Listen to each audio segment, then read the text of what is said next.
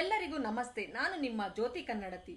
ನಟ ನಿರ್ದೇಶಕ ಶಂಕರ್ನಾಗ್ ಅವರು ಅಪಾರ ಕನಸುಳ್ಳ ವ್ಯಕ್ತಿಯಾಗಿದ್ದರು. 1978ರಲ್ಲಿ ಚಿತ್ರರಂಗ ಪ್ರವೇಶ ಮಾಡಿದ್ದ ಅವರು ಕೆಲಸ ಮಾಡಿದ್ದು ಮಾತ್ರ ಕೇವಲ 12 ವರ್ಷ. ಅಷ್ಟರಲ್ಲಿ ಅವರು ಸಾಧಿಸಿದ್ದು ಬೆಟ್ಟದಷ್ಟು.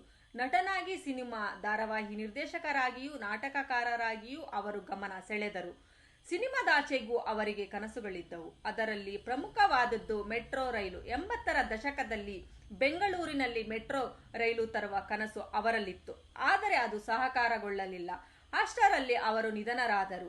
ಇದೀಗ ಮೆಟ್ರೋ ನಿಲ್ದಾಣದಲ್ಲಿ ಅವರ ಹೆಸರಿಡಬೇಕು. ರಾಗಿಗುಡ್ಡ ಮೆಟ್ರೋ ನಿಲ್ದಾಣ ಏನಿದೆ ಅದನ್ನು ಶಂಕರ್ನಾಗ್ ಮೆಟ್ರೋ ನಿಲ್ದಾಣ ಎಂದು ಹೆಸರಿಡುವುದು ಸೂಕ್ತ ಅಂತ ಅನಿಸುತ್ತಿದೆ. ಯಾಕೆಂದರೆ ಅಲ್ಲೇ ಹತ್ತಿರದಲ್ಲಿ ರಂಗಶಂಕರ ಇದೆ. ಅದಕ್ಕೆ ಅದನ್ನು ಶಂಕರ್ನಾಗ್ ಮೆಟ್ರೋ ನಿಲ್ದಾಣ ಎಂದು ಹೆಸರಿಡುವುದು ಸೂಕ್ತ.